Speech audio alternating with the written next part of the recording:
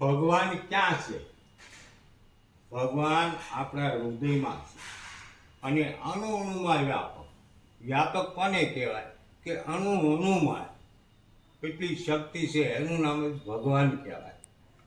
અણુ અણુમાં જે વ્યાપક હોય એને ભગવાન કહેવાય. અને પછી આપણે સામે મંદિર હોય પગે લાગી તો હાથ આપને બતાવે કે હું ત્યાં નથી બેઠો, તારા હૃદયમાં બેઠો. આમ વાત કરીએ છીએ આપણે. પછી હાથ આમ કરવાથી હાથ દિશા બતાવે પણ આપણને ખબર નથી હાથ શું બતાવે. હાથ આપણો ત્યાં જ જાય છે, આપણને ખબર નથી કે હાથ કેમ જાય. પછી એની હાથ અહીંયા ગયા પછી એનું મસ્તક સાબિત કરે કે ભાઈ એની ઉપર પછી નમે કે એ હાથ તે દિશા જે બતાવી છે એ હકીકત સાચી છે. પછી મસ્તક દુખે અને એ પાકું કરે કે હવે ખરેખર આ વસ્તુ આવી જોઈ છે. હૃદયમાં ભગવાનનો વાસ છે. મમ હૃદય કુંજ નિવાસ કરું કા માંદી ખલદલ ગજન. આનો અર્થ એ થાય છે કામ, ક્રોધ, મોહ, લોભ, મત, મત્સર આ વસ્તુથી આપણે જો એને મુક્ત થઈ જાય ત્યાર પછી ભગવાન એમ કહે છે હું તારા હૃદયની અંદર નિવાસ કરું. એટલે કીધું મમ હૃદય કુંજ નિવાસ કરું કામ માંદી ખલદલ ગજન. ભગવાનને અતિવાલોનો ભક્ત છે. કારણ કે અર્જુન રથમાં બેઠો છે અને કૃષ્ણ ભગવાન રથ શા માટે આપે?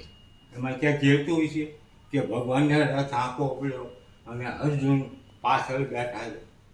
કારણ કે એનો ભવનો ભક્ત છે, યોગી છે.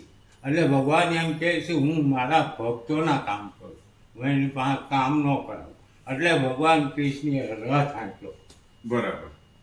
એ રથ આંકવાનું કારણ એ ઘણા એવું લોકો કે અર્જુને રથમાં બેઠા ભગવાન કૃષ્ણ કેમ રથ આંકે?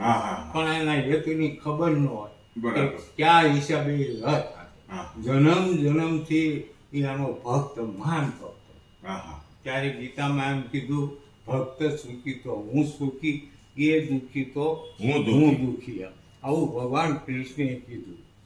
અને જ્યારે કુરુક્ષેત્રનું મેદાન એટલે આ હૃદય. એને મારવાના કોને હતા અર્જુનને?